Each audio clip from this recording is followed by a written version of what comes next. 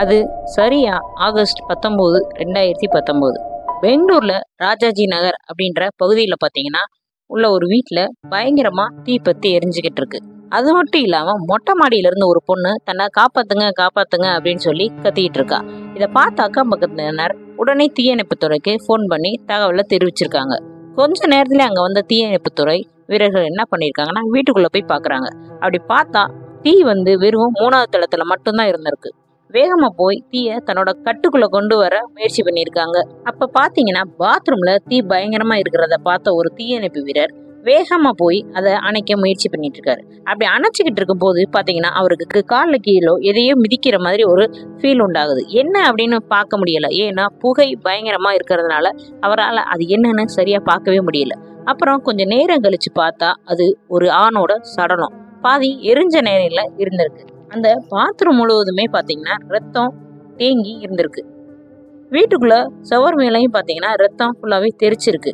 இதை பார்த்த fire fighter உடனே என்ன பண்ணிருக்காருன்னா போலீஸுக்கு தகவல் தெரிவிச்சுட்டாங்க. அப்புறம் ஹெல்ப் கேட்டு மேலேயும் ஒரு பொண்ணு இருந்தால அவளையுமே போய் காப்பாத்திட்டாங்க. அந்த பொண்ணுக்கும் பாத்தீங்கன்னா தீக்காயம் இருக்கிறதால அவளையும் மீட்டு ஹாஸ்பிட்டல் அனுப்பியிருக்காங்க. யார் இவங்க, இவங்களுக்கு என்ன ஆச்சு, 2019 பெங்களூர்லயே பரபரப்பா பேசப்பட்ட வழக்கை பத்தி தான் நாம இன்னைக்கு பார்க்க போறோம். நீங்க இன்னும் நம்ம சேனலை சப்ஸ்கிரைப் பண்ணலாம், மறக்காம சப்ஸ்கிரைப் பண்ணிருங்க. உங்களுக்கு இது மாதிரி கிரைம் வீடியோஸ் ரொம்ப பிடிக்கும்னா நீங்க நம்ம சேனலை தொடர்ந்து வாட்ச் பண்ணுங்க.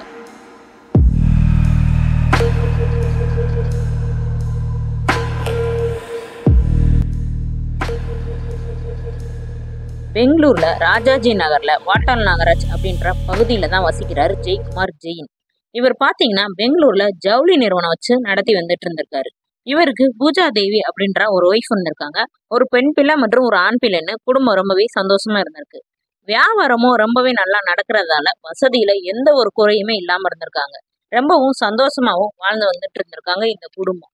இப்படி இருந்த சூழ்நிலையில தான் பாத்தீங்கன்னா பாண்டிச்சேரியில ஒரு ஃபங்க்ஷன் வருது. அந்த ஃபங்க்ஷனுக்கு ஆகஸ்ட் 17, 2019 ஜெயக்குமாரோட மனைவி மற்றும் மகன் மட்டும் போறாங்க. ஜெயக்குமார் தன்னோட வியாபாரம் காரணமா அவரு போகாம இருந்திருக்காரு. அதே மாதிரி பாத்தீங்கன்னா தன்னோட மகளும் படிக்கிற வேலை கொஞ்சம் இருந்ததால அவங்களும் போகாம இருந்திருக்காங்க. இப்ப அப்பா மற்றும் மகள் மட்டும்தான் வீட்டுல தனியா இருந்திருந்திருக்காங்க. இப்படி இருக்கும் போதுதான் பாத்தீங்கன்னா நாம இன்ட்ரோல சொன்ன மாதிரி ஜெயக்குமாரோட வீட்டுல ஃபயர் ஆக்சிடென்ட் நடந்திருக்கு.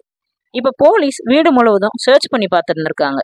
அப்ப ஜெயக்குமார் சடலமா இருந்த பாத்ரூம்ல போய் செக் பண்ணி பாக்குறப்போ ஏதோ ஷார்ட் சர்க்கியூட் ஆன மாதிரி தான் அவங்களுக்கு ஃபர்ஸ்ட் தெரிஞ்சிருக்கு.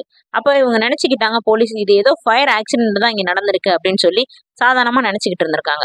அப்படியே மற்ற ரூம்களையும் செக் பண்ணி பாக்குறப்பதான் பெட்ரூம்ல பாத்தீங்கன்னா சுவர் முழுவதும் அதிகப்படியான ரத்தம் தெரிச்சு அதை பார்த்துருக்காங்க போலீஸ்.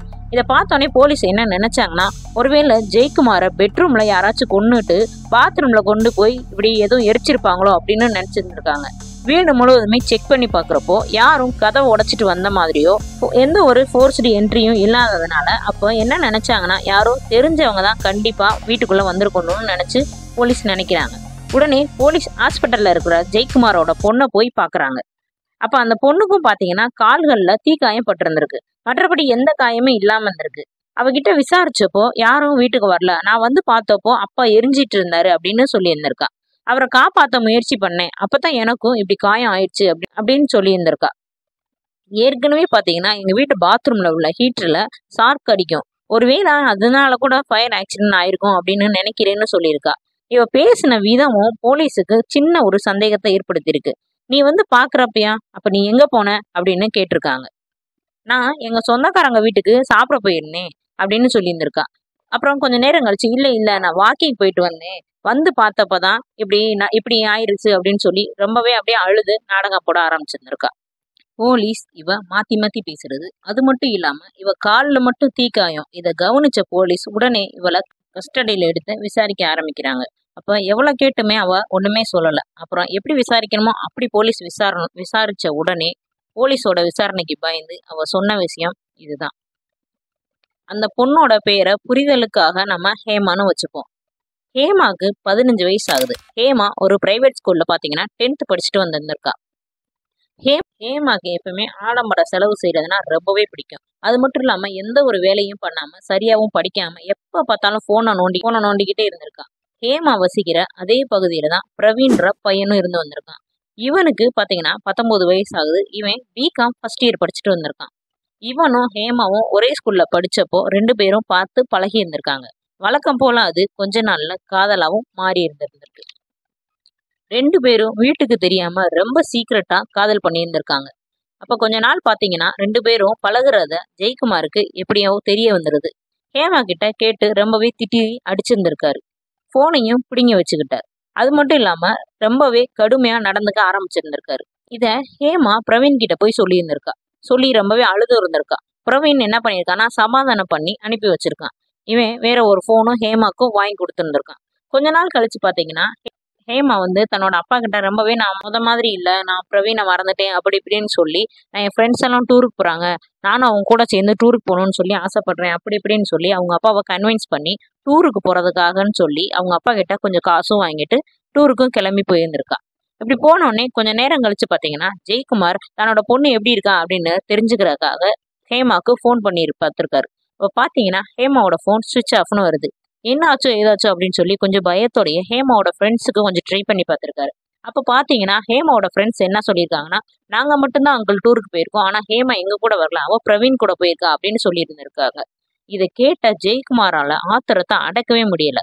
மறுநாள் ஹேமா டூர் எல்லாம் முடிச்சுட்டு வீட்டுக்கு வந்தோடனே ஜெயக்குமார் மறுபடியும் விசாரிக்க ஆரம்பிச்சிருக்காரு. ரொம்ப கடுமையா அவர் விசாரிச்சோடனே வேற வழி இல்லாம ரொம்பவே பயந்துகிட்டு தான் பிரவீன் கூட டேட்டிங் போனதா சொல்லியிருந்திருக்கா. இதை கேட்ட உடனே ஜெயக்குமார் என்ன பண்ணாருன்னா பெல்ட்டை கழட்டி சும்மா கண்ணா பின்னு அடிச்சிருந்திருக்காரு. இதையும் பிரவீன் கிட்ட சொல்ல ஆரம்பிச்சுட்டா. எங்க அப்பா இருக்கிற வரையும் நம்ம 2 பேரும் ஒண்ணு சேரவே முடியாது அப்படின்னு சொல்லி ஹேமா பிரவீன் கிட்ட ரொம்பவே கதறி இருந்திருக்கா. எங்க அப்பா இறந்தா மட்டும்தான் நம்ம 2 பேரும் சேர்ந்து சந்தோஷமா வாழ முடியும் அப்படின்னு சொல்லி பிரவீனையும் தூண்டி விட்டு இருந்திருக்கா. நாம 2 பேருமே சேர்ந்து அவரை எப்படியாவது கொன்னுடணும் அப்படின்னு சொல்லி ஒரு பிளான் பண்ணவும் ஆரம்பிச்சிருக்காங்க. இப்படி திட்டம் போட்டுக்கிட்டே கிட்டத்தட்ட 1 மாசமும் கழிஞ்சு போயிருந்திருக்கு. அப்ப பாத்தீங்கன்னா ஆகஸ்ட் 17, 2019 அம்மாவும் தம்பியும் ஊருக்கு போறாங்க. இந்த டயத்தை யூஸ் பண்ண நினைச்சா ஹேமா. சம்பவம் அன்னைக்கு பாத்தீங்கன்னா ஜெயக்குமார் சாப்பிட்டு எப்பயுமே நைட்டு பால் குடிச்சிட்டு தூங்குறதுதான் ஒரு வழக்கமாவே வச்சிருந்திருக்காரு. அப்படி பாத்தீங்கன்னா அன்னைக்கு நைட்டு ஹேமா பால்ல தூக்க மாத்திரையை கலந்து தன்னோட அப்பா கிட்ட கொடுத்துட்டாங்க. ஜெயக்குமாரும் சாப்பிட்டு வழக்கம் போல பாலை குடிச்சிட்டு தூங்கவும் போயிருந்திருக்காரு. அப்போ தன்னோட மகளை ஒரு பெருமையாவும் தனக்கு நம்ம என்னதான் அவளை அடிச்சு இது பண்ணாலும் தன்னோட பொண்ணு தன்னை புரிஞ்சுக்கிட்டா, தனக்கு பணிவிடையெல்லாம் செய்யறா அப்படின்னு ரொம்பவே மனசுக்குள்ள சந்தோஷப்பட்டுட்டு இருந்திருக்காரு. அப்படி நினைச்சுக்கிட்டே போய் தூங்கவும் போயிருந்திருக்காரு. நைட்டு பாத்தீங்கன்னா ஹேமா எப்ப அவங்க அப்பா தூங்குவாரு அப்படின்னு சொல்லி ரொம்பவே அவங்க அப்பாவை வாட்ச் பண்ணிக்கிட்டே இருந்திருக்கான். கிட்ட போய் ஒரு கட்டத்துக்கு மேல போய் கிட்ட போய் செக் பண்ணியும் பார்த்து வந்திருக்கான். அவங்க அப்பா ரொம்பவே நல்லாவே தூங்க ஆரம்பிச்சிருந்திருக்காரு. அவர் எந்த ஒரு சத்தத்துக்குமே எந்திரிக்காத நோட் பண்ணிட்டு இருந்திருக்கா ஹேமா. அப்போ நைட்டு ஒரு 2 மணி அளவுல ஹேமா பிரவீனுக்கு ஃபோன் போட்டு வர சொல்லி இருந்திருக்கா. பிரவீனும் வரும்போதே கத்தி எடுத்துட்டு வந்திருந்திருக்கான். ஹேமா என்ன பண்ணா வீட்டுல இருந்த கத்தியவே எடுத்துக்கிட்டா. 2 பேரும் சேர்ந்து தூங்கிக்கிட்டு இருந்த ஜெயக்குமார கத்தியெல்லாம் குத்த ஆரம்பிச்சிருக்காங்க. 1 தடவை 2 தடவை இல்லைங்க, சும்மா 17 தடவை கத்தியெல்லாம் குத்தி இருந்திருக்காங்க மாத்தி மாத்தி. இப்படி 2 பேருமே மாத்தி மாத்தி குத்திக்கிட்டே இருந்ததுனால தூக்கத்திலேயே ஜெயக்குமாரோட உயிர் பிரிஞ்சிருச்சு. 2 பேரும் மாறி மாறி குத்துனதுல சுவர் முழுவதும் பாத்தீங்கன்னா ரத்தம் பயங்கரமா தெரிச்சிருந்திருக்கு. இவங்க என்ன பண்ணாங்கன்னா கொலை பண்ண அப்புறமா பாடியை எங்கேயாச்சும் கொண்டு போய் டிஸ்போஸ் பண்ணிடலாம், எங்கேயாச்சும் தூரமா கொண்டு போய் போட்டுடலாம்னு நினைச்சிருந்திருக்காங்க. இவங்க 2 பேரும் பாடியை பெட்ரூம்ல இருந்து இழுத்துக்கிட்டே வந்திருந்திருக்காங்க. இவங்க 2 பேருமே கொஞ்சம் சின்ன வயசு அப்படிங்கிறதால இவங்களுக்கு அவரோட வெயிட்டை இழுக்க முடியாதால இவங்க ரொம்பவே அந்த ஒரு சின்ன கொஞ்ச நேரத்திலேயே சோர்வாயிடுறாங்க. அப்ப இது நம்மளால முடியாது, அதுவும் இல்லாம ஆளுங்க ரொம்பவே நடமாட்டமா கொஞ்சம் தெரியுது அப்படின்னு பயந்துகிட்டு தங்களோட பிளானை சேஞ்ச் பண்ண ஆரம்பிச்சிருக்காங்க. அப்ப என்ன செய்யறாங்கன்னா பெட்ரூம்ல இருந்த பாடியை எடுத்துட்டு போய் பாத்ரூம்ல கொண்டு போய் வைக்கிறாங்க. அப்ப என்ன பண்ணாங்க, பாத்ரூம்ல இருக்க பாடியை கொஞ்சம் துண்டு துண்டா வெட்டி அதை நம்ம ஈஸியா டிஸ்போஸ் பண்ணிடலாம் அப்படின்னு நினைக்கிறாங்க. ஆனா வெறும் காய் வெட்டுற கத்தியை வச்சு இவங்களால பாடியை கட் பண்ணவும் முடியல. அப்ப என்ன பண்ணிட்டாங்க, இந்த பிளானிங்கும் சேஞ்ச் பண்றாங்க. இப்போ 2 பேரும் மாத்தி மாத்தி யோசிச்சுக்கிட்டே இருந்தப்போ ஹேமா தான் ஒரு ஐடியா சொல்றான். தங்களோட வீட்டு பாத்ரூம்ல எப்பயுமே அந்த ஹீட்டர் சாக்கடிக்க தான் செய்யும். அப்ப நாம இவரோட பாடி தன்னோட அப்பான்னு கூட பார்க்காம அவரோட பாடியை கொளுத்தி விட்டுறான், பார்த்தா ஃபயர் ஆக்சிடென்ட் நடந்த மாதிரி இருக்கும் அப்படின்னு சொல்லி இவ தான் ஒரு பிளானும் போட்டு கொடுக்குறா. உடனே என்ன பண்ணியிருக்கான் பிரவீன், கார் எடுத்துட்டு போய் 2 கேன்ல பெட்ரோல் வாங்கிட்டு வந்திருந்திருக்கான். பெட்ரோல் வாங்கிட்டு வந்த உடனே ஜெயக்குமாரோட சடலத்தை பாத்ரூம்குள்ள நல்லா இழுத்து உள்ள போட்டுட்டு அந்த ஹீட்டருக்கு நேர அவரை கீழே போட்டுட்டு படுக்க போட்டுட்டு அவர் மேல ஃபுல்லா பெட்ரோலை ஊத்தி கொளுத்தியும் விட்டு இருந்திருக்காங்க. இப்படி பெட்ரோலை ஊத்துறப்ப பாத்தீங்கன்னா கையிலையும் கால்லையும் கொஞ்சம் கொஞ்சம் இவங்க 2 பேருக்குமே பெட்ரோல் பட்டு இருந்திருக்கு. அதை 2 பேருமே கவனிக்காம விட்டுட்டாங்க. கொலை பண்ற ஆர்வத்துல இருந்ததுனால அவங்க அதை கொளுத்ததான் முயற்சி பண்ணிட்டு இருக்காங்க. இவங்க கொளுத்துன உடனே இவங்க கையிலையும் கால்லையும் பெட்ரோல் பட்டதால இவங்களுக்கும் அந்த ஃபயர் டக்குன்னு பிடிச்சிக்கிச்சு. வேகமா இவங்க 2 பேரும் ஓடி வந்து கொஞ்சம் இதுனால டக்குன்னு அணைச்சிக்கிட்டாங்க. எல்லாம் முடிஞ்ச பிறகு பிரவீன் வந்து பாத்தீங்கன்னா ஒண்ணுமே தெரியாத மாதிரி தன்னோட வீட்டுக்கு போயிட்டான். விடியிற வரையும் வெயிட் பண்ணிக்கிட்டு இருந்த ஹேமா எப்பயும் விடியுமோ அப்படின்னு சொல்லி வெயிட் பண்ணிக்கிட்டே இருந்த ஹேமா என்ன பண்ணானா மேல மாடிக்கு போய் ஹெல்ப் கேட்டு மாடியில இருந்து சத்தம் போட ஆரம்பிச்சிருந்திருக்கா. இதெல்லாம் கேட்ட போலீஸுக்கு தலையே சுத்திடுச்சுன்னு கூட சொல்லலாம்.